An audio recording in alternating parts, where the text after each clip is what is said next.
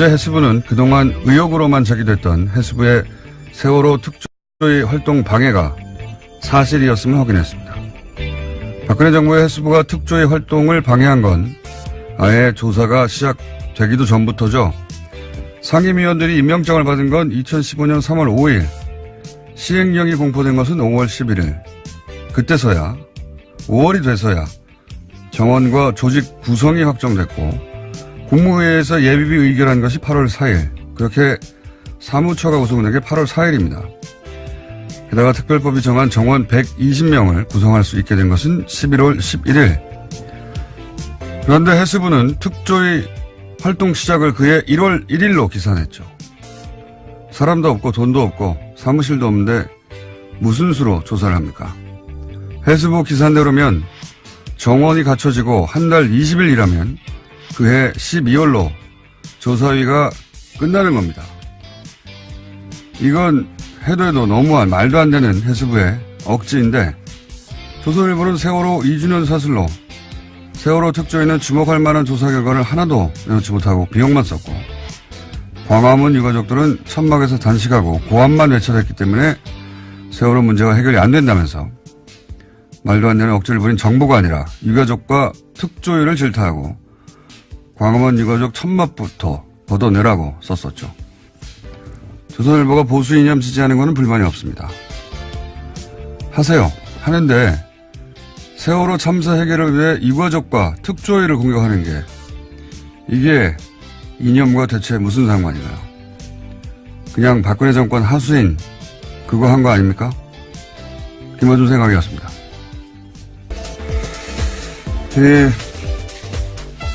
해수부가 방해한 게 이제 사실로 밝혀졌어요. 예. 네, 어제 해수부가 공식적으로 발표를 한 건데요. 감사관실의 자체 조사다라고 합니다. 요사는 저희가 잠시 후에 당시 특조위 관계자 연결해서 자세한 내용 들어볼 텐데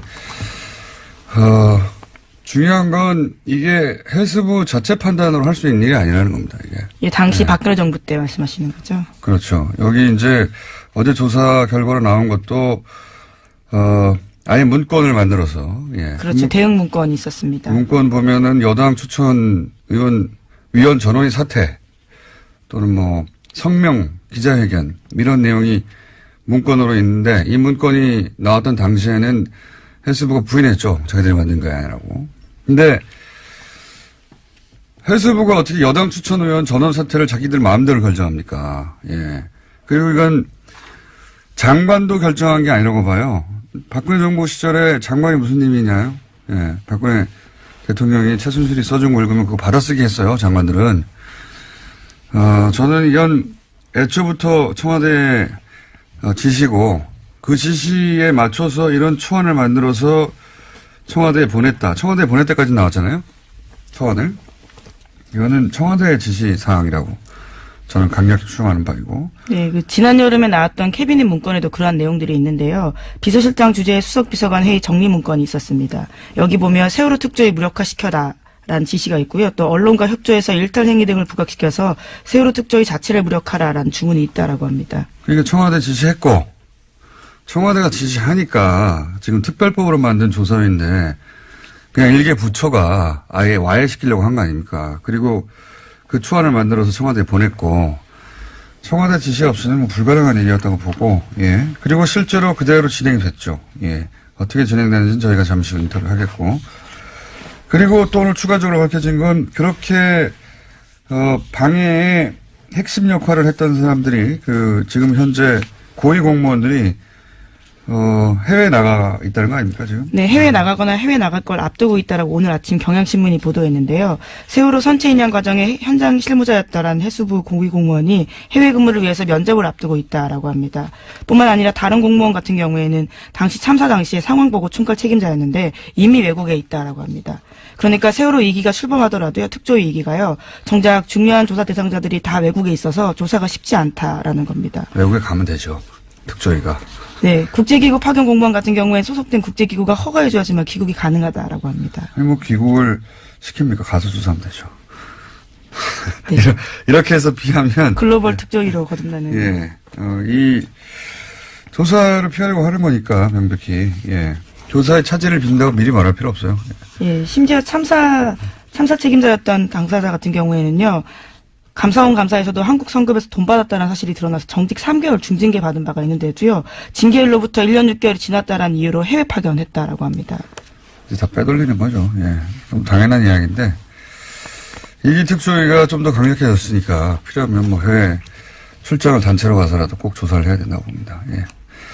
그냥 이미 사실로 밝혀졌는데 어떻게 그냥 넘어갑니까? 자, 다음 순요. 네, 김태호 전 청와대 대외전략기획관이 구속을 피했습니다. 김 전 기획관은 이명박 정부의 군 댓글부대 관련 혐의를 받고요. 어제 영장실질심사를 받았습니다. 서울중앙지법 강부영 영장전담판사가 밝힌 바에 따르면요. 객관적 증거 자료가 대체로 수집됐고 주요 혐의 사실에 대한 피의자의 역할 및 관여 정도에 대해서는 다툴 여지가 있다라고 밝혔는데요. 관련된 공범들의 수사 및 재판 진행 상황, 피의자의 주거 및 가족관계 등을 종합하면 구속할 사유와 필요성, 상당성을 인정하기 어렵다라는 겁니다.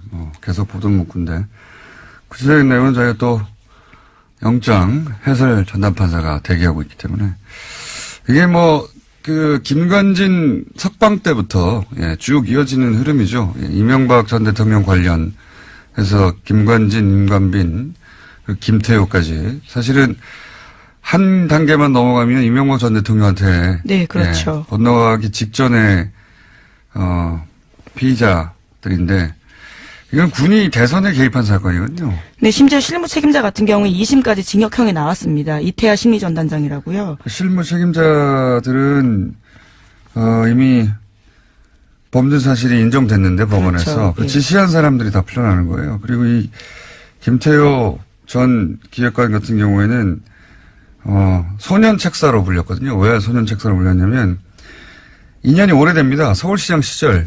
그 시절 굉장히 젊었을 때부터 최측근이었거든요. 그러니까 이 사이버 사령부가 대선에 개입한 사건, 그 관련 회의의 주재자였어요. 네, 관련 문건도 나왔습니다. 네, 그 주제를 하고 바로 대통령한테 보고하는 사람이었는데 딱 여기서 끄는 거죠.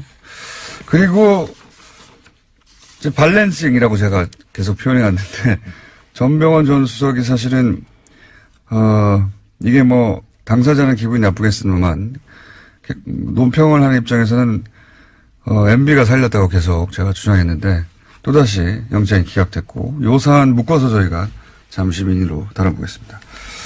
다음 뉴스는 뭡니까? 네, 관련해서 국정원 이야기들을 또 안 할 수가 없는데요. 2013년 국가정보원이 박근혜 전 대통령에게 최동욱 당시 검찰총장의 문제점을 지적했다라는 보도가 있습니다. 그러면서 보고서에 이런 내용이 쓰여 있는데요. 외부의 힘에 의한 특단의 조치가 필요하다라는 겁니다. 당시는 국정원이 댓글 사건으로 검찰의 수사를 받고 있었는데요. 이후에 최 전 총장은 혼외자 의혹이 불거지면서 불명예 사퇴했습니다.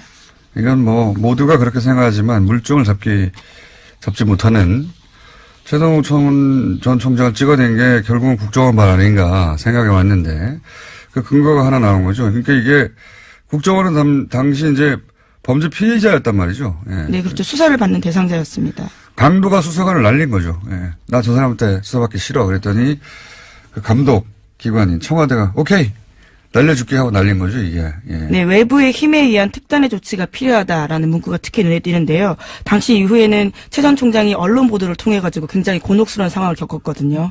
여기 이제 외부의 힘은 조선일보라고 바라볼 수도 있고, 예. 그리고 특단의 조치는 이 소위 혼외자 사건일 수도 있고, 여하간 이렇게 보고를 하고 강도가 수사관을 날려주세요 하니까 청와대가 오케이 하고 날려주는 이게 같이 범죄 집단이죠. 강도가 날려달라고 하니까 날려주는 게 조폭 집단이고. 네, 그래서 이와 같은 혐의들이 추가돼서 남대준 전 원장의 공소장에 쓰여 있다라고 합니다. 청와대가 범죄 집단이었던 거예요, 같이. 예. 자, 다음 순요. 네, 어제 최순실 씨의 해외재산 관리인으로 의심받는 데이비드 윤 관련된 소식 전해드렸었는데요. 데이비드 윤이 부동산 개발업자에게 청탁을 대가로 뒷돈을 받은 혐의로 인터폴에 적색 수배됐다라는 내용이었습니다. 관련해서 검찰이 주요 단서를 파악했다고 TV조선이 보도했는데요. 최순실 씨를 거쳐서 박근혜 전 대통령에게 청탁이 전달됐고 실제로 국토부에 지시사항이 내려갔다라는 겁니다. 특히 그 근거는 안종범 업무수첩인데요. 여기에 보면 담당 공무원들의 이름과 국토부 확인, 점검 같은 메모가 있고요. 또 지난해 7월에는 덮자라는 메모가 있다고 합니다. 어제는 데이비드 윤이 자체 로비를 한 것인가, 이름을 판 것인가 정도였는데, 이제 한번 더 들어가서 이게 실제로 국토부 지시가 이루어졌다고 하니까, 우리가 익숙했던 그 패턴, 최순실이 얘기하고, 최순실이 말하면 박근혜 대통령이 지시하고, 그것이 안정범 수석에 의해서 실제 실행이 되고 수첩에 등장하고 정범실록에. 예, 그 패턴 그대로인데 완전히 새로운 내용이네 이거는. 근데 데이비드 윤이라는 인물, 최순실의 해외 도피재산 관리자가 아니냐 하는 의혹을 받던 이분이 실제로 국내에 들어와서도 기획부동산에 참여해서 이거 하고 나서 50억을 약속받았다는 거 아닙니까? 네, 성공보수로 50억 원 받기로 했다라는 건데요. 이러한 부탁을 받고 난 뒤 한 달 뒤에 최순실 씨가 데이비드 윤한테 문자 보냈다라고 합니다. 부탁한 건 지금 검토 중이다라고요. 그러니까요. 요거 아주 큰 건이네요. 뭐랄까요. 기획부동산 정부였다. 예. 부끄러움이 없으니까요. 예. 뭐 이권 청탁이 들어오면 대통령 입을 통해서 그대로 수석을 통해서 공무원한테 지시되는 그 패턴이 다시 한번 구체적으로 확인된 거네요. 예. 요거 혐의 추가되면 또 형량이 늘어나겠습니다. 예, 아무래도 그런 상황인데요. 예, 검찰이 계속 주시하고 있습니다. 자, 2분밖에 안 남았기 때문에 빨리빨리. 왜냐하면은 저희 전담 판사가 지금 기다리고 있거든요. 네. 네, 서울대병원 노조가 서창석 병원장을 최순실 게이트와 연루된 의료 적폐로 지목하면서요 사퇴를 요구하고 있습니다. 또 무기한 파업에 들어갔는데요. 비정규직의 정규직 전환도 요구하고 있습니다. 서 원장 같은 경우에는 박근혜 전 대통령 주치 이로써요 비선 의료진을 묵인했다라는 의혹을 받고 있습니다. 묵인 정도가 아니라 뭐 굉장히 많이 등장하죠 사실. 근데 이분이 아직도 병원장이었군요. 예.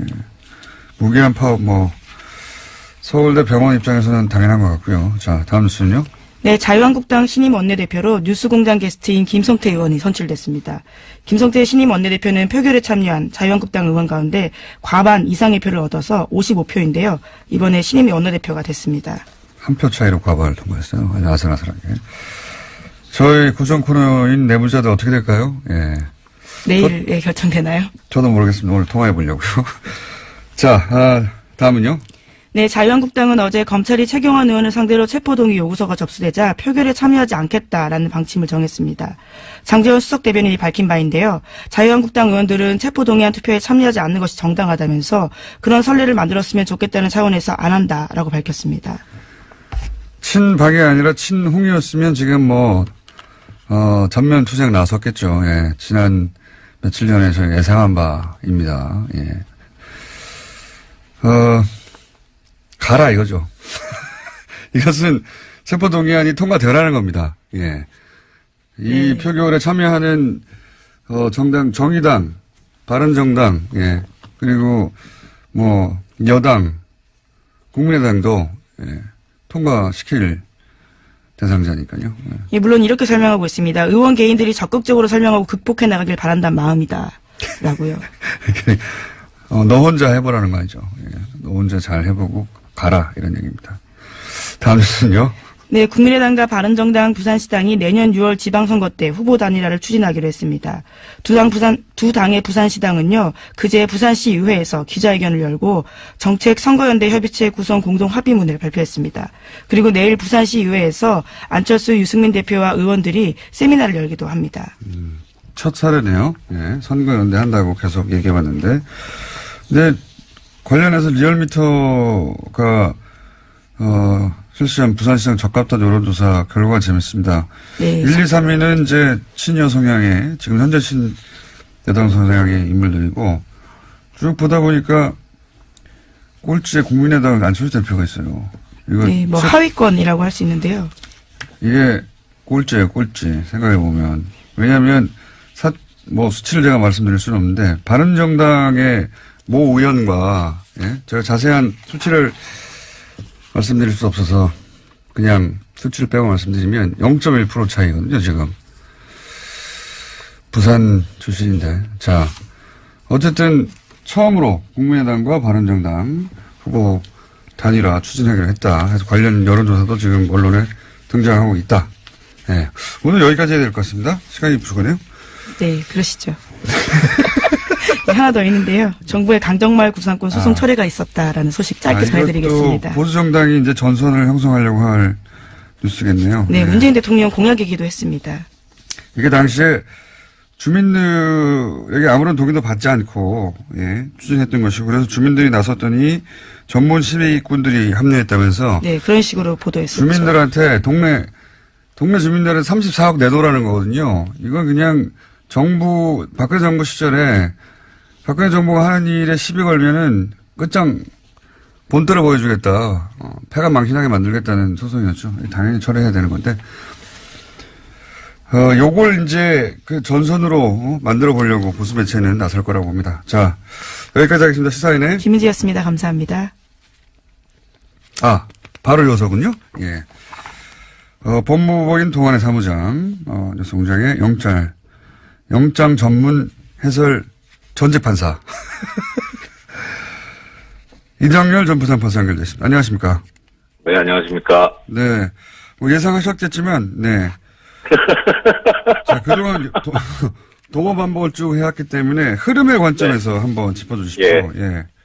그러니까 뭐 흐름에서 공장장님 말씀하신 대로 충분히 예상이 됐었는데요. 네. 그 검찰이 보고 있는 그 구조가 영장 청구서들을 쭉 보면 그런 것 같더라고요. 지금 이제 이 군이 그 정치에 관여를 하는데 댓글을 통해서 그 지시한 총책임자는 이명박 전 대통령. 예. 그다음에 이제 군이 관여를 하니까 실행을 담당하는 쪽이 군인데 그 군 쪽에서 실행 부분의 총책임자는 김관진 전 국방장관. 네. 그런데 지금 이제 오늘 그 영장 청구 기각된 김태효 전 전략기획비서관은 이 청와대하고, 그러니까 이명박 전 대통령과 김관진 전 장관을 연결하는 고리죠. 그렇죠. 그런데 총책임자가 지금 적부심에서 나왔어요. 예. 그러면 연결고리 정도밖에 안 되는 사람을 구속하는 건 형평이 안 맞잖아요. 예. 그러니까 그 김관진 전 장관이 석방될 때 이분도 뭐 당연히 안 들어가지 않겠느냐라는 그런 생각이 들었고, 그래서 이건 결국은 근원을 따져보면 김관진 전 장관 석방을 시켜놓은 그 무리수가 이게 유발하는 악영향이 아니냐. 네. 그렇게 저는 생각이 드네요.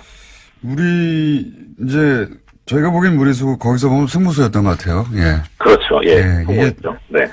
이렇게 뭐 말들이 많고 논란이 있고 뭐 비난 여론이 있더라도 이렇게 한번 석방해 놓으면 나머지가 편하다. 쭉쭉쭉 그렇죠. 다 연결해서 기각해 버리면 되니까 그 관점에서 기각이 된 것으로 보이고요. 왜냐하면 지금까지 쭉 지적해 왔던 이렇게 기각한다는 게 말이 되느냐 하는 부분들이 다 들어가 있거든요. 그렇습니다. 뭐 증거가 다 모였다. 이거 말이 되냐 증거가 다 모였다고 푸는 게부터 시작해서 저희가 쭉 다뤄봤던 뭐 거주가 뭐 어쩌고 하는 것도 네네. 이주연 부회장은 뭐 거주가 없습니까? 하여튼 그런 사유들이 총 다 들어갔지만 전체 흐름에서 보자면 김관진 석방 이래로 예상되었던 그러면 그 전병헌 전 정무수석 같은 경우도 도장에 찍혔다가 화이트로 지운 흔적이 나올 만큼 애초에는 구속하려고 했던 것 같은데 이 김관진 석방 이후로 형평이 안 맞는 거 아니냐라는 이야기가 나오니까 밸런싱 차원에서 기각된 거 아니냐 이렇게 저희가 얘기해 왔는데 이번에도 같은 날 또 기각됐어요. 요거까지 묶어서 설명하면 어떻습니까? 화이트 부분은 사실 그거는 약간 좀 전 생각이 다른데 저도 영장 할 때 그런 일이 좀 있었거든요. 왕왕 있는 실수예요. 근데 저는 그 차원에서 볼 수도 있는데. 그건 너무 중요한 사람이었고 모두의 관심 대상이었기 때문에. 그분이 누군지 몰라서 실수했다는 건 좀 말이 안 된다고 보는데. 그러니까 사실 이게 우리 일반인들이 보기에는 그런 인사가 인물이고 중요 사건인 건 맞는데. 판사 입장에서 보면은 모든 사건이 다 중요하거든요. 그러니까 그거는 사실 논점이 아니까 거기서 나중에 기회 있으면 따로 말씀드리고 하고. 그건 그 판사, 당사자밖에 모르겠죠, 진실은. 일단 전병헌 선수 같은 경우에 이분이 구속이 되는 게 맞냐 틀리냐는 저는 잘 모르겠어요. 이거 한번 잘 모르겠는데. 흐름의 관점에서. 영장 기각 사유가 되게 딱 보니까 이게 지금 김관진 전 장관 석방 때문에 문제가 생겼구나 싶은 게 기각 사유를 보면은 아까 공장장님 말씀하신 대로 모든 사유가 총집대성돼 있습니다. 여기에 보면. 여기도 마찬가지군요. 그러니까 오히려 김태효 전 비서관보다 더 자세해요. 더 자세한데 그러다 보니까 앞뒤가 안 맞는 부분들이 생겨버렸어요. 한두 가지만 짚어주십시오. 예, 무슨 말씀이냐면은 여기 지금 전병헌 전 수석 기각서에 보면은 가장 중요하게 얘기하고 있는 게 이제 뇌물 부분이 범행이 의심이 되는데 이제 이미 드러난 보좌관 행위에 대한 피의자의 인식 정도나 범행 관여 등 뭐 이렇게 죄책에 대해서 다툴 여지가 있어 보인다. 이게 가장 큰 부분이거든요. 근데 범행이 의심된다 하면은 이게 영장 발부 사유에서 범죄 사실이 그럼 소명이 됐느냐 안 됐느냐 이런 게 가장 큰 부분인데 의심이 되면 이건 소명이 됐다는 얘기거든요. 예, 그 총사선법 조문에도 그렇게 나와 있어요. 증명까지는 필요 없고 그냥 상당한 의심이 들면 된다라는 정도를 요구하고 있거든요. 법에서. 그러니까 이거는 됐다는 거죠, 이 부분은. 근데 뒤에 보면 다툴 여지가 있다 이렇게 돼 있는데 그 다툴 여지가 어느 부분이냐.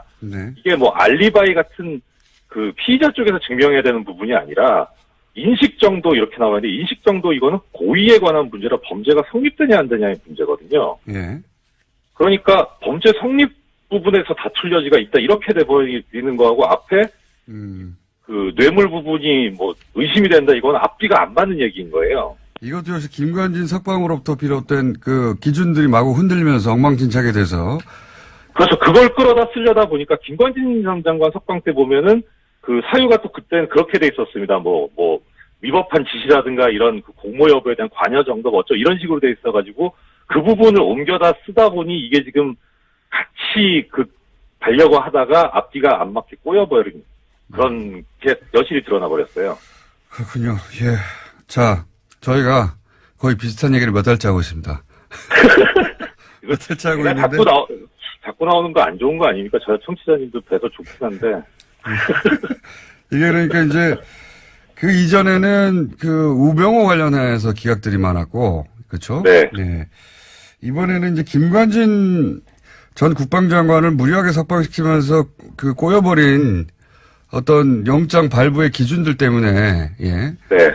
영장 발부나 기각 사유를 쓸 때마다 특히 이 관련자들은 네. 이렇게 우리 해설 판사님의 눈에 띄어서 예. 매번 깨지고 있습니다. 예, 김관진 전 장관 그 석방 결정이 지금 상황에서는 거의 바이블이 돼 있는 거 아닌가 싶어요.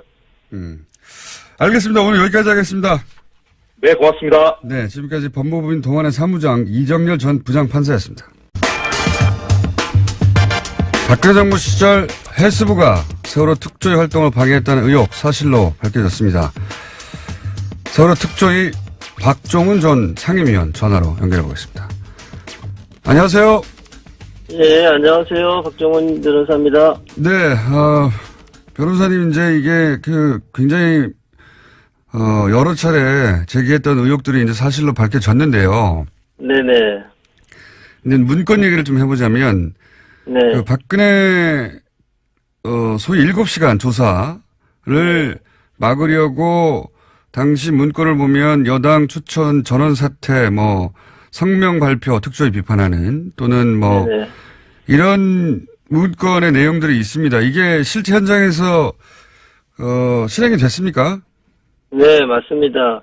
그러니까 그 문건에 대해서 그 당시에는 해수부가 이제 부인하려고 했지만, 네. 그 문건에 나와 있는 내용대로 실행하려고 했다. 물론 이제 그 당시에 여당 추천 상임위원은 결국 사퇴를 안 했지만, 네. 나머지 사람들은 거기에 나와 있는 대로 다 실행을 했던 거죠. 문건이 문건으로 끝난 게 아니라 이게 이제 청와대에 보고됐다고 하는데 이 문건이. 네네. 문건은 그 문건 내용이 문구로만 존재하는 게 아니라 현장에서 다 실행이 됐다는 거죠. 그죠? 직접 겪으셨고. 그렇습니다. 예. 그리고 이제 문건에는 나오지 않지만 실제로 이런 문건 등장 이후에 세월호 7시간을 규명하라는 시도를 하자 당시 이석태 위원장에게 아예 구체적으로 압박이 들어갔다고 여러 차례 보도가 됐는데 어떤 압박이 있었습니까? 그러니까 이제 아마 이 위원장님께 이제 이렇게 됐던 것 같아요. 11월 경에 11월 전원위원회 때 이제 그게 상정될 게 됐는데 그 전부터 네. 그게 신청 사건으로 접수되었다는 거를 알게 된 것 같아요. 네. 누군가가 그걸 알게 됐고 그거를 여자 요건 측에 알렸고 요건 측에서 그때부터 준비를 한 것 같아요. 이거 막아야 된다. 그래서 이제 소위원회에 올라올 때부터 이제 쟁론이 됐는데 위원장님께도 이제 뭐 직간접적으로 이거는 좀 빼달라, 하지 말아달라라는 그런 것이 있었던 거로 이제 그렇게 알고 있고요. 어디로부터 그런 압박이 들어왔나요? 사실은 이제 제가 직접 위원장님께 시시콜콜이 다 듣지는 못했어요. 네. 그렇지만 이제 제가 예견을 하기로는 그 당시에 이제 주로 나서가지고 이 일을 수행했던 거가 해수부 쪽이었기 때문에 그쪽에서 연락이 온 거로 그렇게 예상이 됩니다. 그렇다면 뭐 그 당시 해수부 장관이나 해수부 고위 공무원들로부터 뭐 그런 압박을 받으셨을 것 같은데 혹시 뭐 국정원으로부터 직접 전화 받았다 이런 얘기는 못 들어보셨습니까? 그 이야기는 제가 직접 듣지는 못했습니다. 그렇군요. 여간 당시 이제 위원장에게는 전화를 해서 그런 식의 압박이 있었다는 걸로 알고 계시고, 그리고, 문건에, 해수부 문건에 나온 대로, 사퇴를 하거나 또는 뭐, 해수부와 여당 추천 의원 면담, 이런 이야기도 있는데 이건 뭡니까? 문구에는 그렇게 나와 있는데. 네, 그러니까 제가 알기로는 여당 추천 위원들과 여권 측의 만남이 따로 있었던 것 같아요. 따로. 아하. 예, 제가 이제 언젠가 같이 이렇게 어디를 갔다 오는데 전화 통화하는 거를 옆에서 듣게 됐는데, 네. 여당 추천 위원들과 요건이라고 할 때는 이제 뭐 그 정치권 플러스 이제 공무원들 아니겠습니까? 네네. 따로 이제 대책회의들을 이따금 했던 거로 제가 알고 있고요. 그 가운데에서 특히 이 사건은 이제 신청 사건이 접수된 이후에 그것들을 이제 누군가가 요건에 알리게 되고 그러면서 이제 대책회의가 이루어지고 그것이 소위원회에서 그거를 통과시키지 않으려고 하는 쟁론들이 있었던 거로 그렇게 그러니까 특조위하고는 별도로 여당 추천위원들이 해수부하고 별도 대책회의를 했다는 이야기군요. 말하자면. 그게 충분히 이제 예측 가능한 게 제가 이제 옆에서 전화 통화를 들었을 때도 물론 이제 그 전화하신 분은 그런 거를 생각을 못했을지 모르지만 이제 제가 조언을 하기로는 따로 이제 여당이 추천했던 위원들끼리 따로 만나가지고 무슨 이야기를 하는 거로 그렇게 들었습니다. 그 7시간 의혹이 이제 진상규명 소위의 안건으로 올리자 여당 추천위원들이 실제로 중도 퇴장을 하긴 했죠. 그 당시에는 이제 아마 그 여당 추천위원들이 그 내용을 듣고 제목 자체를 보다는 이게 청와대의 대응에 관한 거거든요. 참사 당일에 청와대 대응에 관한 거였는데 그거에 대해서 이제 그 신청하신 분이 상당히 길게 이게 신청서가 돼 있어요. 어떤 내용들이 이제 보도됐었고 했었는데 그게 맞냐부터 시작해서 쭉 돼 있었는데 그거에 대해서 이른바 대통령에 대한 청와대에 대한 조사는 좀 아예 빼려고 그렇게 생각을 했던 것 같아요. 그래서 그러다 보니까 이제 소위원회에서 다툼이 있었던 거죠. 소위원회 당시에도 이제 그때 뭐 불참한 사람도 있었고 그거에 대해서 정확하게 반대 의견을 제시하고 이건 안 된다고 했던 사람도 있고요. 예. 그리고 왜냐하면 제가 궁금한 건 문구대로 진행이 됐나 싶어서 그러는 건데 중도 퇴장도 있긴 있었습니까? 그 문구대로 진행됐다고 하는 거는 저는 이제 소위원회에 이제 제가 이제 안전사회 소위원장이기 때문에 진상규명 소위원회에는 참석할 수 없었는데 전원위원회 때 전원위원회 때 이제 그 제가 직접 이제 옆에서 목격을 했는데 적극적으로 이제 반대 의사를 표명하고 제가 보기에는 좀 이치에 맞지 않는 근거를 대면서 뭐 헌법 위반이라고 시작해서 대면서 반대 의사를 표명하고 저희가 이제 표결에 들어갔을 때 그거 다 우르르 나가가지고 그날 이제 기억하기로는 이제 국회까지 가서 뭐 이렇게 기자회견도 하고 그랬던 거로 기억이 나고요. 그리고 물론 이제 그 이후로 그분들이 이제 그 상임위원 빼고는 여당 추천 상임위원 빼고는 실제로 그 특조위 회의에 나오지도 않고 그랬던 거거든요. 뭐 거의 문구대로 이루어진 셈이네요. 중간에 사퇴하고 기자회견을 그때 5명인가 했었죠 아마. 네네 그렇게 기억합니다. 문건대로 기자회견도 이루어졌고 그리고 실제 별도로 해수부하고 여당 쪽 추천위원들하고 대책회의를 하는 일도 있었던 그런 정황을 이제 예상이 되고요. 그러니까 이제 그 이루어지지 않은 거는 여당 추천 상임위원이 함께 사퇴하지 않은 거.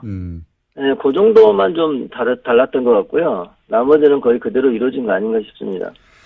알겠습니다. 그리고 한 가지만 더 짚자면 사실 그 해수부가 지금 이제 7시간 의혹 관련해서 그 시점부터 이렇게 그 대규모 집단 행동, 여당 추천위원들 방해, 뭐 중도 퇴장이라든가 기자회견이라든가 이런 일들이 있었는데 그 사실상 이 특조위가 사무실을 구하고 꾸려진 건 8월 아닙니까? 그죠?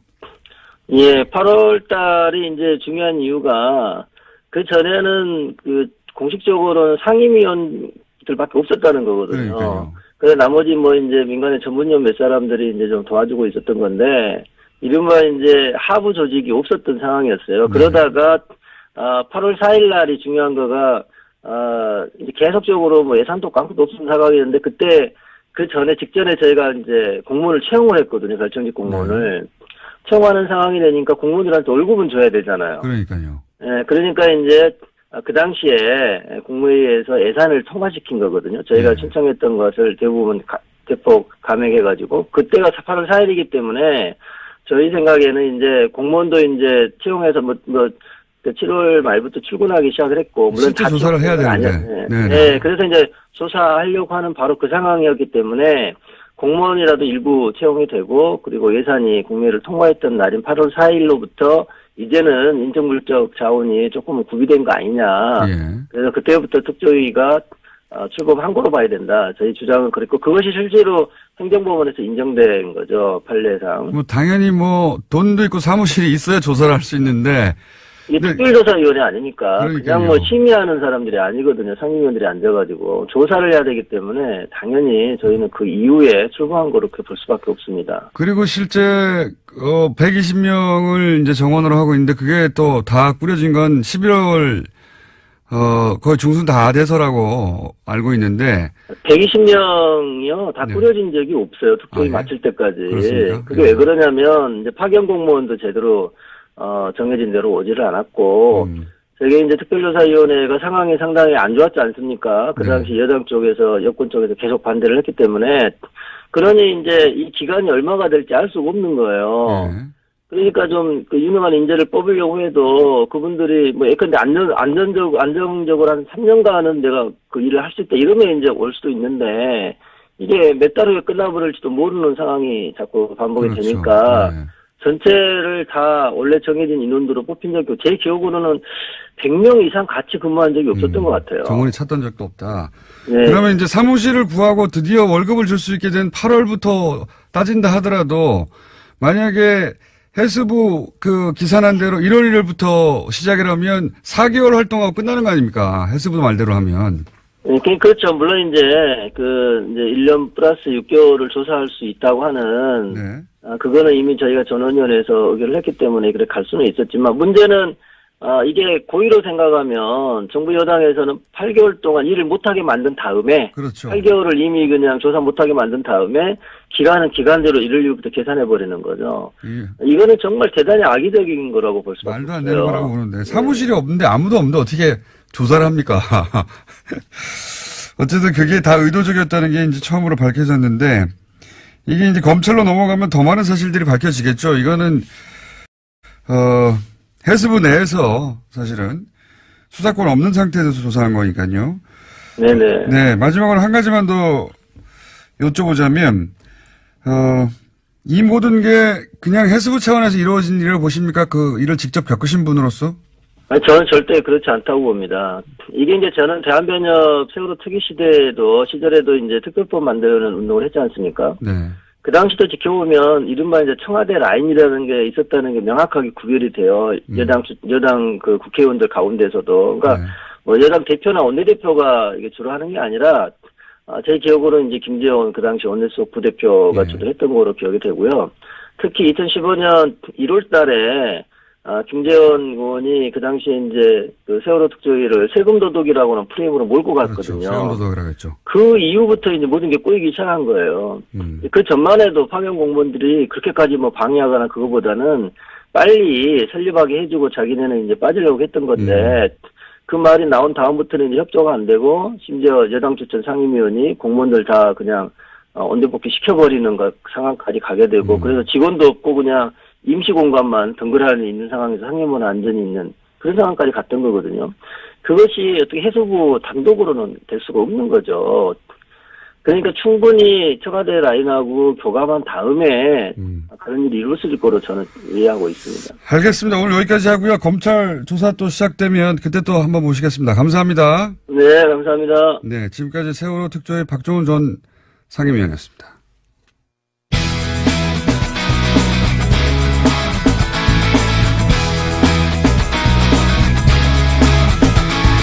자, 최근 들어서 최장 시간을 확보한 양지열 변호사. 보통 두 자릿수가 안 나오는데 오늘 10분 가까이 나오니. 네, 법대로 합시다. 큰일 났네.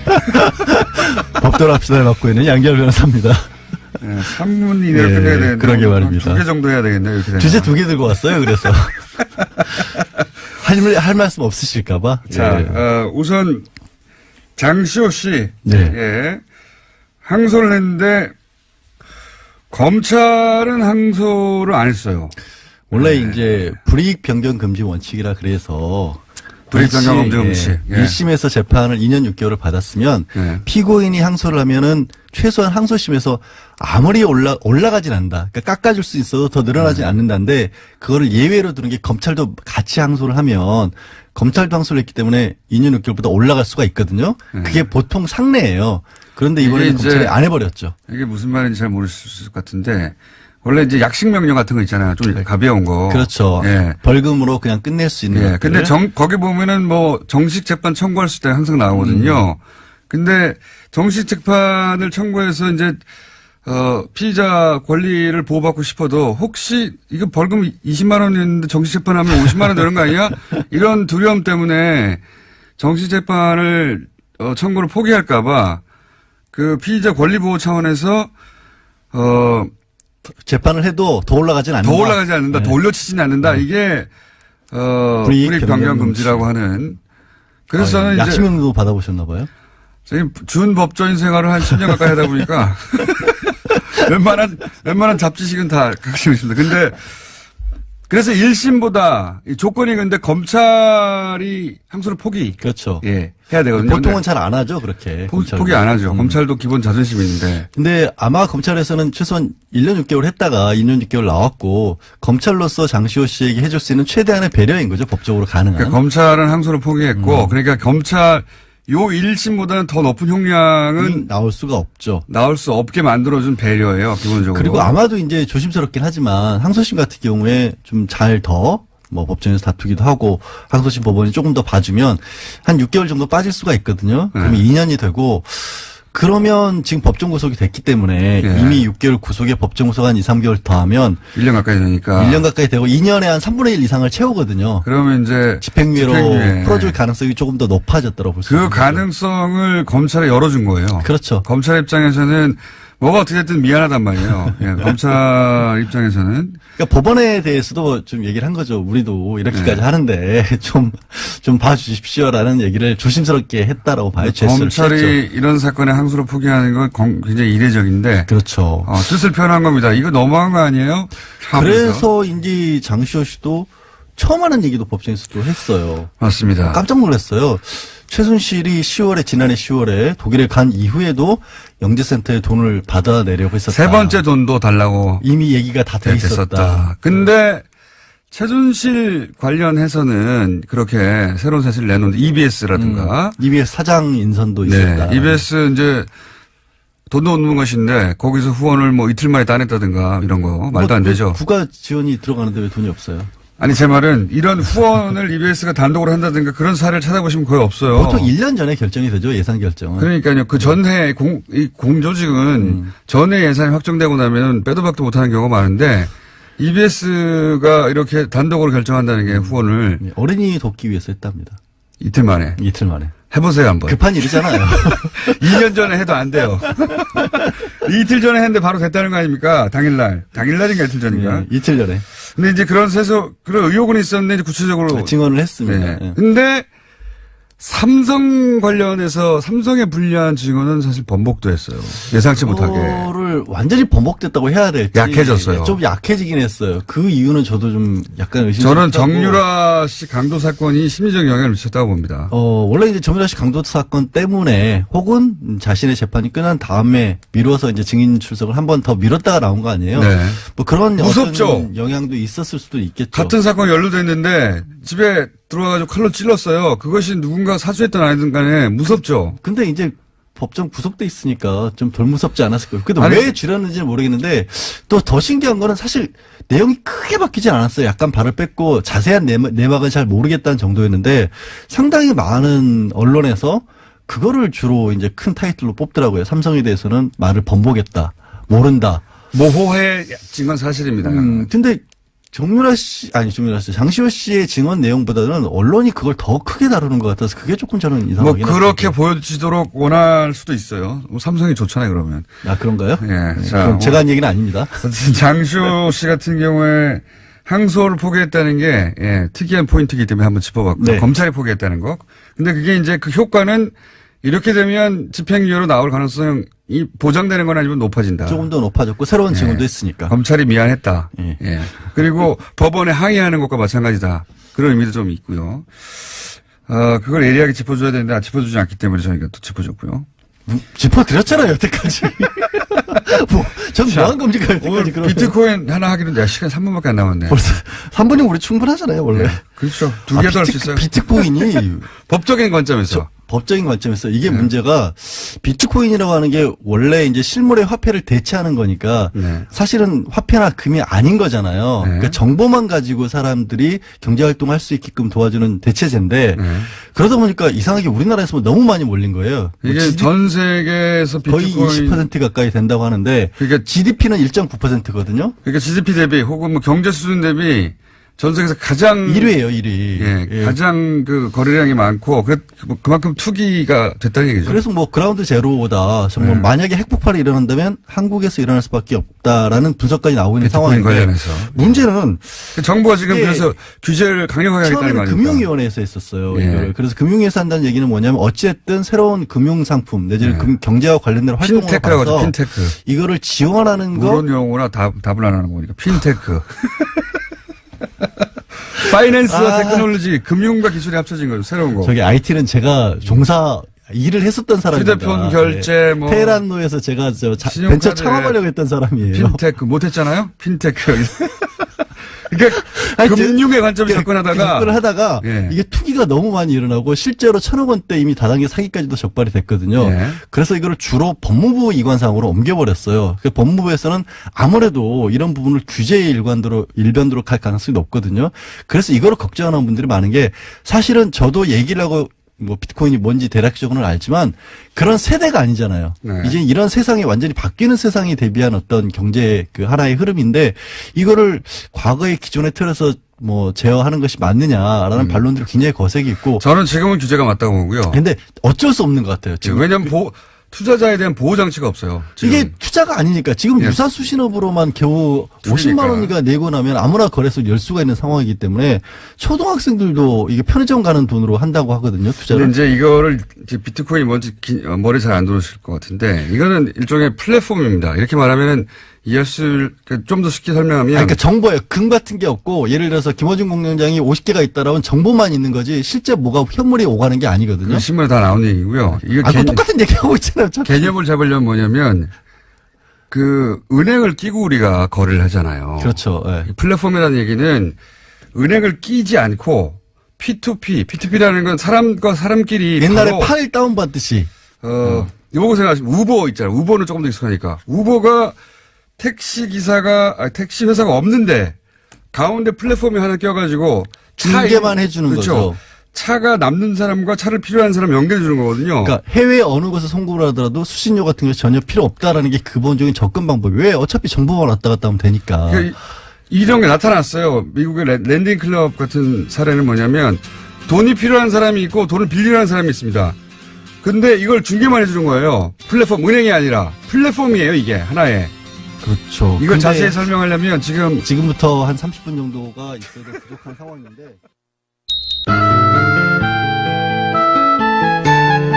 노르가즘 정의당 노회찬 원내대표 나오셨습니다. 안녕하십니까? 네, 안녕하십니까? 자, 자유한국당 이제 원내대표시니까, 예, 자유한국당 김성태 3선인데 원내대표가 당선됐습니다. 네. 논평 한마디 해주셔야죠. 같은 원내대표로서. 네. 제가 김성태 의원한테 당선되기 전에 예. 제가 표는 없지만 마음으로 한 표 드리겠다고 이렇게 얘기를 했습니다. 네, 속이 없는 말을 하셨고. 예. 예, 원래 이제 김성태 원내대표는 한국노총 출신이에요. 네, 그래서 오랫동안 이제 이제 노동자를 대변해온 역할을 해왔는데 초심으로 돌아가기를 간절히 바라고요. 초심으로 돌아가기를.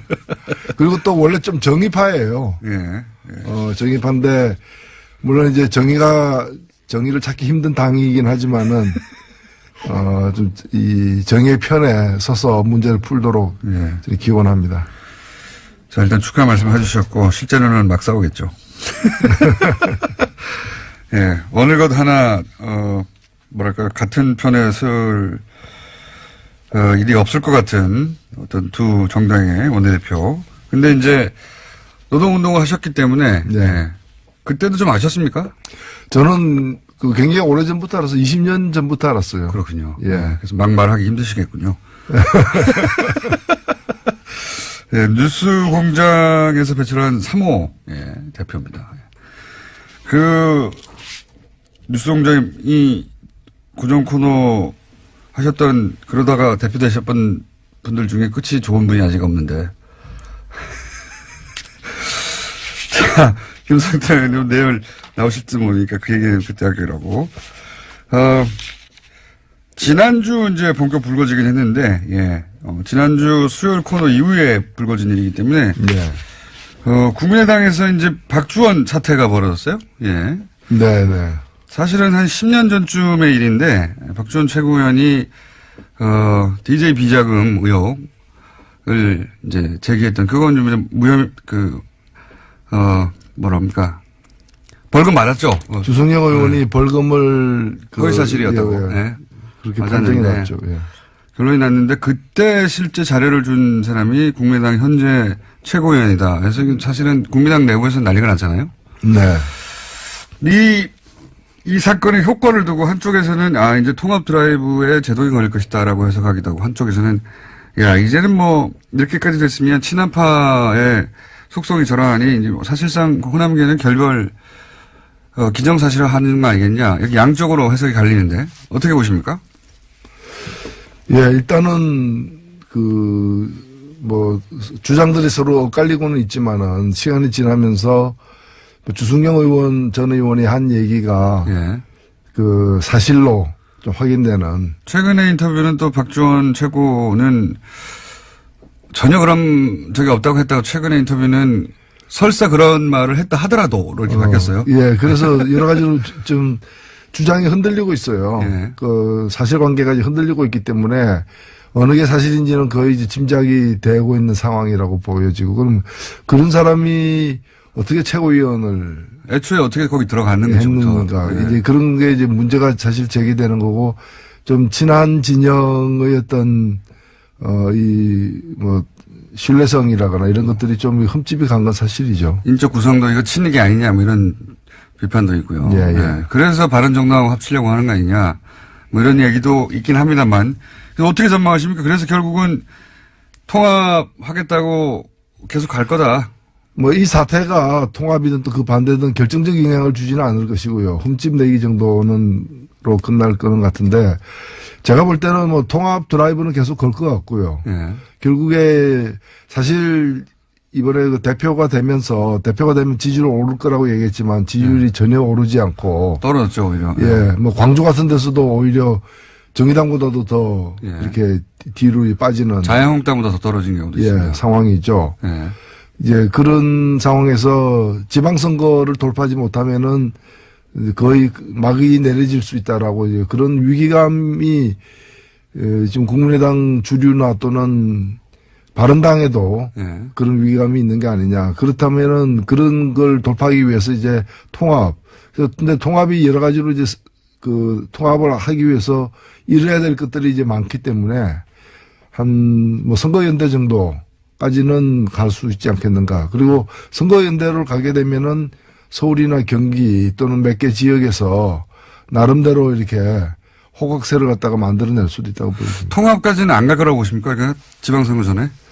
통합 갈 수도 있죠. 근데 통합을 간다는 얘기는 뭔가 하면은 이제 선거를 앞두고 그 들어온 만큼 나가는 쪽이 꽤 있을 수도 있다라고 보여지는 거죠. 지금 39석인데 예. 39석인데 13석이 이제 비례대표고 26석이 지역구 의원인데 국민의당 같은 경우에 26석 중에서 호남이 23석이거든요. 네. 나머지가 3석밖에 안 돼요. 예. 서울, 경기 이렇게 해가지고 3석밖에 안 되기 때문에 그러면 이 23석의 다는 아니겠지만 상당 부분이 나갈 수 있죠. 예. 나갈 수 있는데 그렇게 되면 굉장히 얻는 것이 더 클지 잃는 것이 더 클지가 좀 애매한 상황이 되기 때문에. 근데 오히려 그렇게 이렇게 떨어져 나가도 상관없다고 하는 쪽인 것 같아요. 이제 통합 드라이브 쪽은. 네, 통합하면 호남에서도 지지율이 오른다라고 주장하는데 그거는 온전한 통합일 경우에 그런 것이고 그렇게 나뉘어지게 되면 얘기가 좀 달라지는 것이죠. 그런데 이제 중장기적으로 볼 때는 그게 낫다고 판단한 것 같습니다. 통합을 주장하는. 예, 지금 그걸 포기하더라도 네. 통합에서 가는 방향 그게 이제 중도 보수 진영에서 전체 범보수를 갖다 아우르겠다라는 이제 그런 장기적 구상이 있는 것 같아요. 보수의 적자, 새로운 보수의 적자가 나타났다. 이 프레임으로 안철수 대표가 그 자리를 쓸 수 있겠다고 생각한 것 같습니다. 그래서 자유한국당에서도 떨어져 나오고 해가지고. 그런 구상이 없다면 그냥 단순히 지방선거만을 위해서 이렇게 하는 건 말이 안 되니까요. 그렇죠. 지방선거는 그 시작일 따름인 거죠. 그래서 통합 드라이브는 계속 갈 것 같고, 과연 합의 이혼을 하느냐 안 하느냐, 예, 그건 저희가 박지원 가장 속사정을 박지원 대표에게 묻기로 하고요. 문재인 케어에 대해서 또 대한의사협회에서 집회를 가졌습니다. 이건 정의당 입장하고는 또 정반대죠. 예. 예, 일단 문재인 케어의 핵심은 뭔가 하면은 이제 보장성을 갖다가 더 높이겠다는 겁니다. 그러니까 건강보험제도는 우리나라에서 실시되고 있는 이 복지제도 중에서 가장 효과가 있는, 이 재분배 기능이 가장 이렇게 실현되고 있는 것으로 다들 인정하고 있는 제도입니다.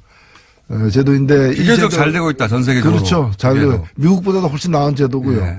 미국의 그 오바마 케어라고 있지 않습니까? 그걸 성사시키고 난 다음에 미셸 오바마 부인이 그 방송에 나와가지고 자기 남편 자랑을 한창 하다가 그래도 우리는 한국한테 멀었다 하면서 한국 제도에서 판타스틱 환상적이다 이렇게까지 얘기했던 부분인데 그러나 보장성이 한 63% 정도밖에 안 돼요. 이것도 유럽에 비하면 또 한참 처집니다. 그렇죠. 그래서 이걸 갖다가 장기적으로 한 80% 이번에 한 70%까지는 올리겠다라는 게 문재인 케어의 핵심인데 이것은 사실 의사들도 반대할 일은 아니에요. 다만 지금 의사들 입장에서는 뭔가 하면은 이 보장이 되고 있는 그 의료 수가가 자기들이 이제 너무 낮게 매겨져 있다는 불만이 있기 때문에 수입이 준다는 거죠, 한마디로. 그래서 수입을 갖다가 비급여 의료보험이 적용되지 않는 종목에서 수입을 많이 올렸어요. 근데 이거는 굉장히 부당한 거예요. 올리면서 이게 또 보면은 수가가 비급여 수가가 또 다 달라요. 그리고 이걸 공개를 안 하고 있어요. 맞습니다. 이거 공개 안 하는 바람에 실손보험료를 갖다 또 많은 분들이 많이 내고 있는 거거든요. 그래서 여러 가지 문제가 많기 때문에 비급여가 줄어드는 것은 정당한 일이에요. 정당한 일인데 비급여 줄어들면 이른바 이 잡수입이 줄어든다는 식으로 그래서 그러려면은 급여 항목에서 적정 수가를 보장해 줘야 달라. 그 얘기고 그 얘기는 나름대로는 할 수 있는 요구라고 저는 생각이 됩니다. 그리고 생존권 차원에서 주장할 수 있죠. 예, 그래서 어찌 보면은 문재인 케어가 실시되면서 의사들의 반발은 예상된 것이고 의사들하고 이제 그 보건당국이 그러면 적정 수가가 어딘가 그 수가 재조정에 들어가야 되는 상황이고 들어가기에 앞서서 한번 이제 요구를 강력하게 휴일날 광화문에 모여서 한번 펼친 거죠. 이게 비싼 검사나 이런 것도 싸게 해주겠다. 정부의 얘기는 이거고요. 그러다 보면 의사들은 우리 수입이 줄어든다 이거예요. 복잡할 게 없습니다. 사실은 굉장히 어려운 용어들이 등장하지만 수입이 준다. 그렇게 하면 의사들은 그렇게 주장하고 있고 정부는 그 수입은 우리가 어떻게 보장할 수 있는지 연구를 해볼 텐데 어쨌든 방향은 지금 비싼 검사나 비싼 약 때문에 아주 중증 같은 경우에는, 시민들이 어렵다. 그 보장을 더 많이 해주겠다 보고. 그렇죠. 이겁니다. 예. 그리고 아주 장기적으로는 그 보험료도 조금 더 올려야 돼요. 올리면서. 그렇죠. 우리 예. 보장성 한 80%까지 가려면은 보험료 인상도 불가피하다고 봅니다. 이걸 어려운 얘기, 용어를 통해서 하는데, 결국 그겁니다. 예. 일반 시민들 입장에서는 당연히 정부가 보장성 강화를 하는 게 좋고요. 의사들은 그렇게 해서 수입이 좀 줄면 이거 어떻게 보존할 거야? 이걸 정부에 묻고 있는 거예요. 예. 어려운 싸움이 아닌데, 굉장히 거대한 명문들이 앞에 서 있어요. 돈 때문입니다. 예. 이유는 정의당 입장에서는 당연히 보장성이 더 강화돼야 한다는 것이고요. 예. 예. 그런 것이고 또 정부 얘기하니까 또 해수부가 어제 방해공작 했다. 실제 세월호 특조위 활동을 방해했다. 구체적으로 이런 결론을 내놨죠. 이런 의혹은 굉장히 많이 있었는데. 예, 확인된 의혹이 거. 사실로 드러난 것이죠. 드러난 것이고, 정말 이건, 그래도 공권력인데, 예. 아무리 뭐 정권이 달랐다고는 하지만 공권력이 국민을 위해서, 존재하는 기관이 아니라 국민을 억압하는 그런 기관으로서 역할했다는 데 대해서는 이거는 앞으로도 이런 일을 재발을 방지하기 위해서 엄정하게 조사를 해서 처벌할 건 처벌해야 된다고 봅니다. 해수부가 사실은 해상사고가 났으면 그 진실을 밝힐 의무 책임이 있는 부처인데 예. 그걸 방해한 거죠. 당시 박근혜 대통령에게 피해가 갈까봐. 그것도 청와대의 지시를 받은 그런 정황이 있고 그렇게 해가지고 이제 당한 건 국민이죠. 그중에서도 실제 아이들이 죽고 그 유가족들이 무슨 죄가 있습니까? 유가족들이 가장 큰 상처를 받았던 것이죠. 그러니까요. 예. 예. 무슨 죄가 있습니까? 근데 그거를 정부가 했다는 거예요. 유가족들을 괴롭히고 특조위 활동을 막고 의혹이었는데 이제 최근에 이 흐름은 그 의혹들이 다 사실로 드러나는 국정 관련해서 그렇고 해수부 관련해서도 그렇고 그 중에 하나입니다. 예. 그리고 또 연결해서 또 하나가 그 정부가 제주의 해군기지 반대 운동을 했던 강정마을. 이거 진짜 오래된 거죠, 이것도. 예. 이명박 정부 시절부터 시작된 건데. 강정마을을 상대로 해서 정부가 34억짜리 구상권 청구 소송을 냈었어요. 오랫동안 괴롭혔죠. 예. 근데 이거는 이제 문재인 정부는 그 청구 소송을 취하하기로 했거든요. 예. 여기 대해서 이제 보수 신문들은, 매체들은 당연히 법치주의 훼손됐다. 불법 시에 면죄부 줬다 비판하고 있습니다. 불법 시에 면죄부를 주고 또 그 불법 시꾼들이 부담해야 될 34억을 탕감해 줌으로써 예. 국민 세금이 들어가게 됐다. 예. 지연된 저는 황당무계한 얘기라고 생각되고요. 예. 그리고 그 구상권이라는 건 그 당시 정부의 일방적 주장이죠. 예. 일방적 주장이고 그런 식으로 따지면은 이쪽은 그럼 손해본 거 없습니까?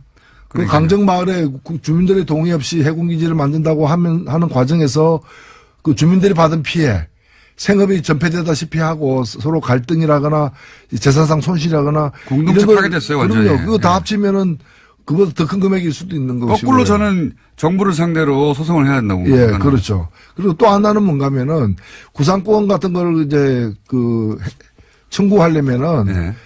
4대강 망친 예. 이명박 전 대통령 그리고 4대강 사업 좋은 거라고 이렇게 여론을 호도했던 언론사들 예. 이 사람들에게도 구상권 청구해야죠. 요 보수 신문들이 다 구상권 대상이 됩니다. 그렇죠. 예. 그렇기 때문에 이건 저는 늦었지만 예. 문재인 정부 들어서서 제대로 문제를 갖다가 지금 과거의 엉킨 문제를 좀 풀어가는 과정이라고 봅니다. 그때 당시는 이제 정부가 하는 일을 주민들이 감히 방해해 앞으로 다시는 그런 일이 없도록 돈으로 괴롭히겠다는 거거든요. 34억을 어떻게 냅니까 주민들이. 말도 안 되는 건데 괴롭히려고 한 거죠. 괴롭히려고. 어찌 보면 우리 저항권이라고 볼 수 있는데 예. 당연히 이제 잘못됐다고 여겨지는 또는 제대로 절차를 밟지 않고 진행되는 일에 대해서 그걸 반발할 수 있는 것이죠. 그걸 이제 막기 위해서 이렇게 돈으로다가 지금 이 똑같은 일이 어디서 벌어지고 있는가 하면은 노동자들의 파업에 대해서 예. 손해배상 청구를 하고 있는 거예요. 이것도 이명박 정부 때부터 이렇게 시작된 맞습니다. 일이거든요. 그리고 예. 유엔 인권위원회에서 그거 그만하라고 하지 예. 말라고 이렇게 계속해서 이제 지적받고 있는 일이거든요.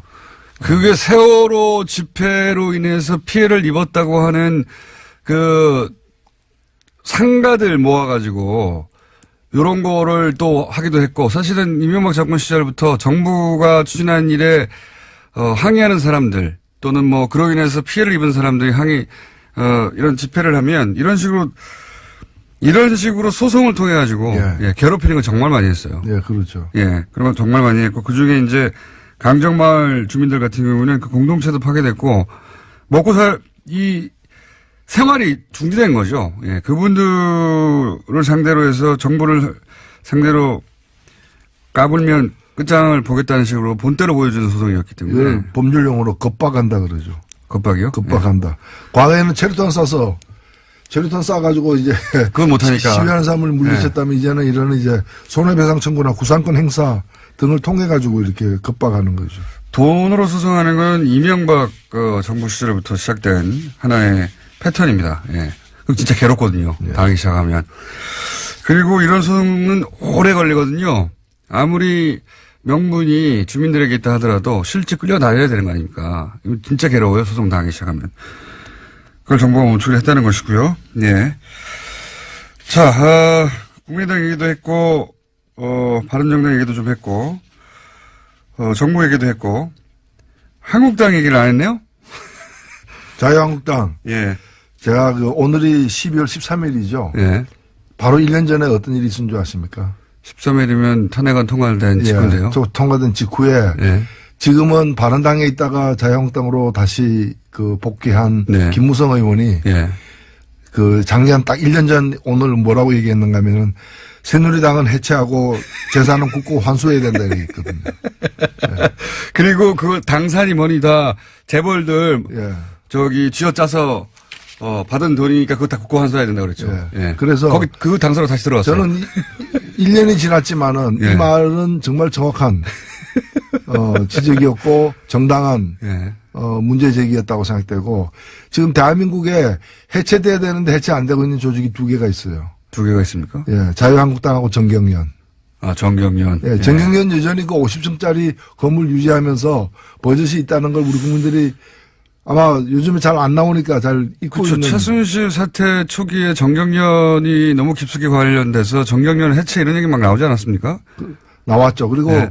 거의 뭐 해체되어야 마땅한 걸로 국민들의 동의를 사실 얻은 거죠. 예. 지금 그냥 조용히 시간을 보내고 있는데 조용히 그럴 지내는군요. 문제가 아니라고 저는 보는 거. 정경련.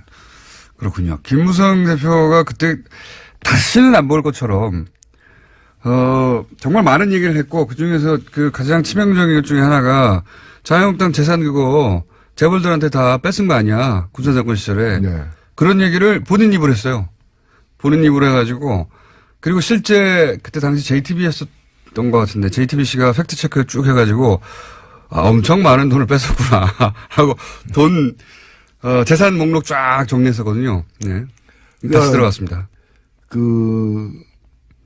사실은 한국의 보수가 새롭게 태어나려면은 스스로를 해체하는 그 과정을 좀 반드시 거쳐야 된다고 봅니다. 사실 찬스였다고 저는 생각하거든요. 네. 보수정당 지지율이 왜 낮은지 잘 모르는 것 같아요.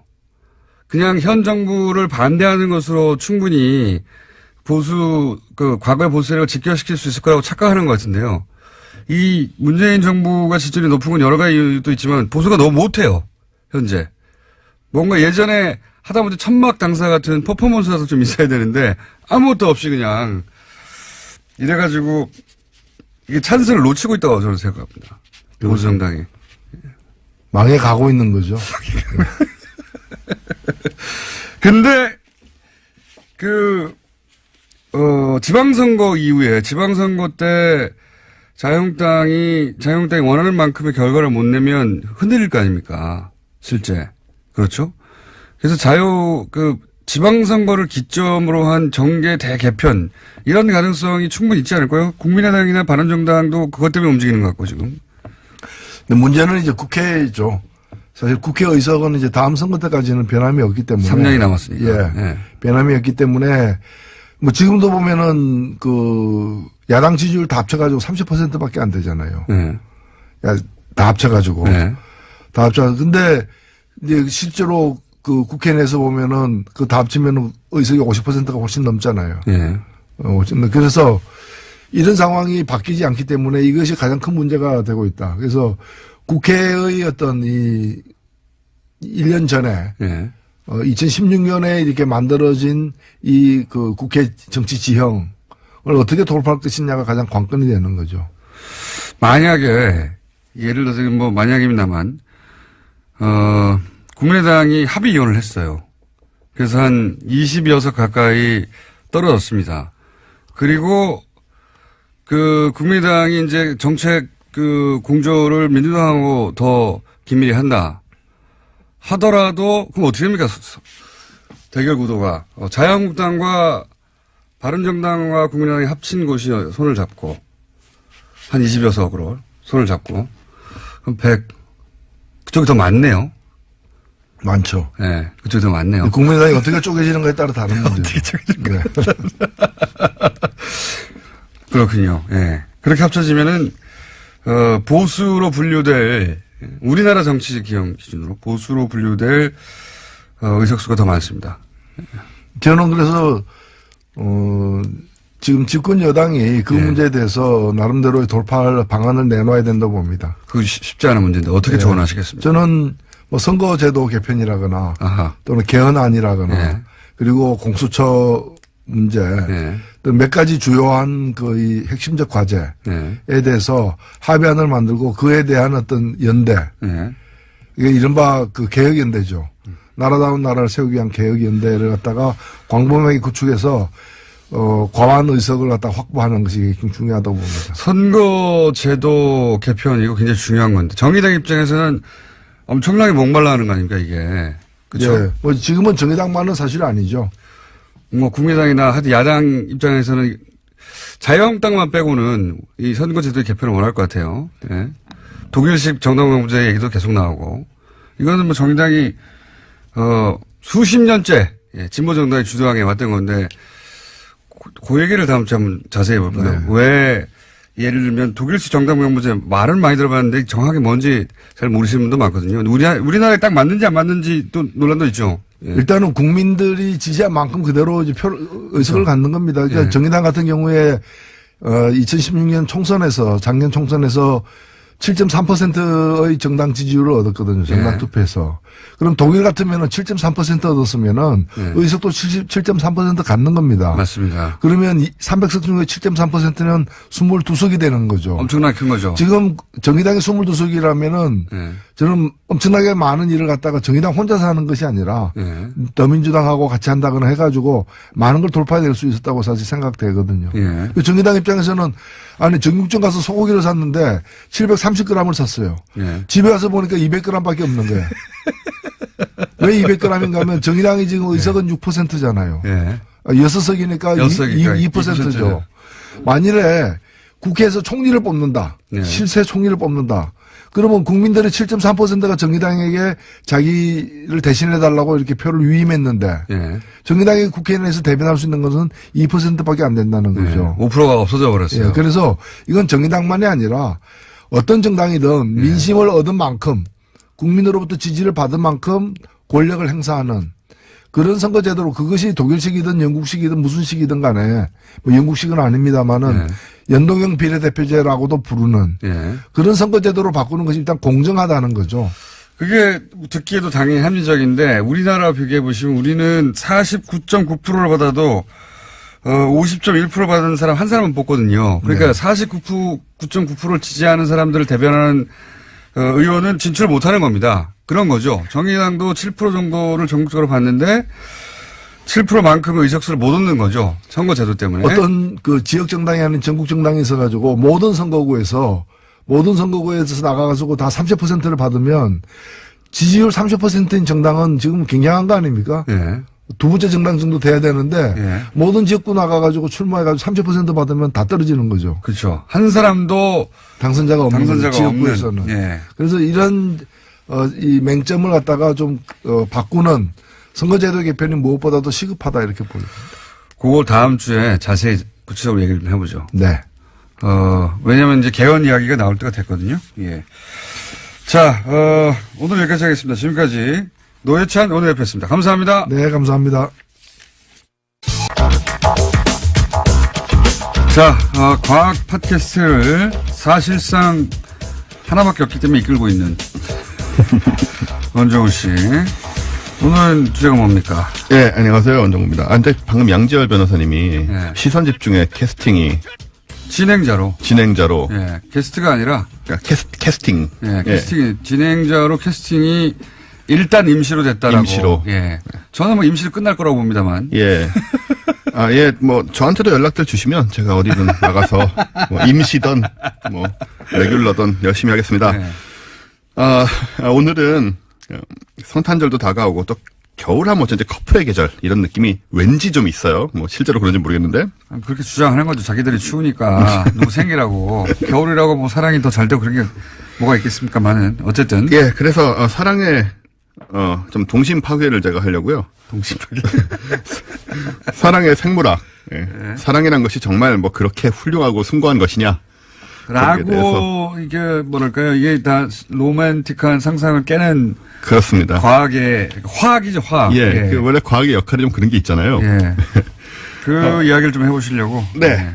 일단 뭐 사랑은 숭고하고 순수하다. 뭐 그냥 전통적인 생각이 있고, 또 서양에서는 뭐 신이 내린 인간의 감정 이런 이미지도 있잖아요. 네.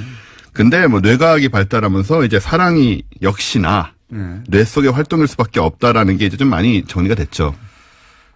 뭐 당연한 면이 있습니다. 왜냐하면은 뇌기능이 정지되면 혹은 뭐 뇌기능이 굉장히 저하되면 사용할 수 없겠죠. 당연히. 그렇습니다. 예. 이게 뭐 심장에서 일어나는 일도 아니고 결국 뇌 속의 호르몬, 뭐 신경 전달 물질 이런 것의 역할이 사실 로맨스 파괴 주제가 되겠습니다. 그렇습니다. 네. 그래서 어떻게 됐다는 겁니까? 일단 예. 과학자들은 사랑은 우리가 이제 감정 희노애락계통의 감정하고는 되게 달라요.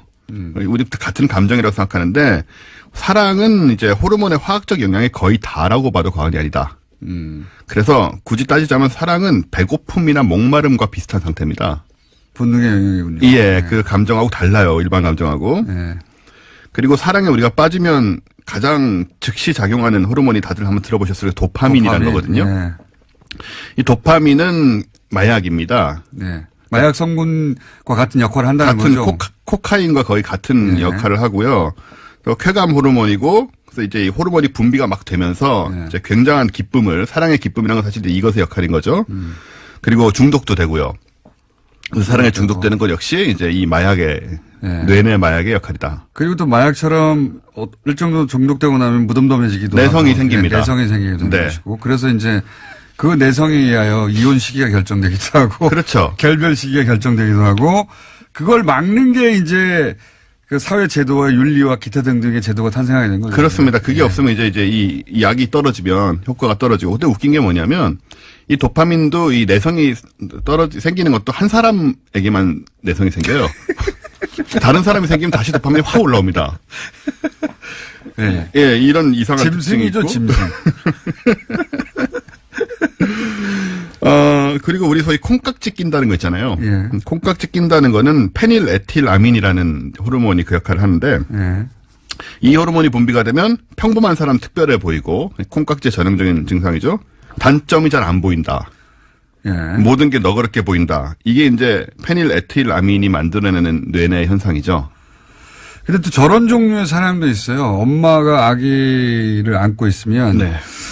제가 이름이 생각이 안 나는데 그때 분비. 네, 옥시토신이겠죠. 예, 맞습니다. 그 호르몬이 있는데 그게 이제 요 도파민의 그 분비 시점이 지나고 나서 요 옥시토신이 분비되면 안정적인 관계를 통해서 좀 다른 종류의 사랑을 느끼게 된다. 뭐 이런 해석도 있습니다. 옥시토신에 대한 연구가 여러 가지가 있었는데 원래는 말씀하신 대로 이제 모성의 호르몬이라고. 네, 원래는 그런데. 네. 근데 이게 이제 이후의 연구에 의해서 그 남녀 간의 스킨십에도 깊이 관여를 한다고 또. 네. 안정적인 관계. 도파민이 이제 막 불타는 관계에 관여한다면 안정적인 관계는 이 호르몬이 관여한다라고. 그런 얘기가 있죠. 예, 그런 얘기가 또 뇌과학자들 사이에 나온 적이 있는 걸로서. 예. 그 다음에 이제 남자들이 왜, 뭐, 내 여자 지킨다 뭐 이런 소리 하잖아요. 네, 사실은 잘 못하지만. 그때 사용되는 호르몬이 남자들이 사실 제대로 하는 게 별로 없어요. 이 사회 안에서는. 제대로 하는 게 별로 없습니다. 그리고 짐승에 가깝기 지킨다는 때문에. 것도 뭐 어떻게 지킨다는 얘기인지도 모르겠고요. 요즘 같은 세상에서. 어쨌든 바소 자기 프레신. 앞가림이나 잘하라고 하시는 맞습니다. 남자들. 네. 뭐 소리나 지르지 말고. 예.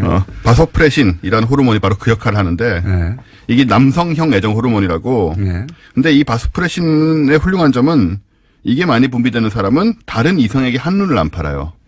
즉 바람기를 막아준다. 바람길. 네. 야, 이거 약으로 제조해야 되겠네요. 여성들의 청원에서 약으로 제조돼야 될.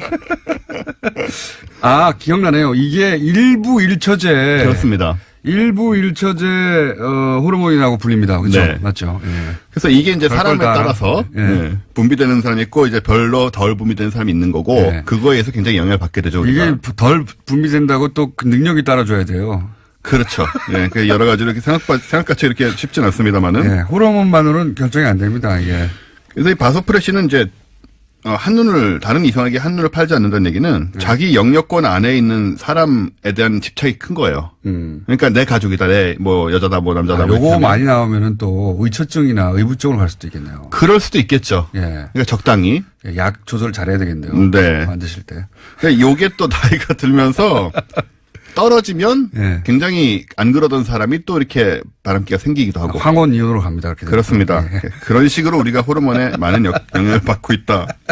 그리고 이게 딱 재밌는 게 저도 제법 됐는데 이 관심이 있어서 한번 들여다본 적이 있는데 네. 이게 또 아미노산 결합물이에요. 다.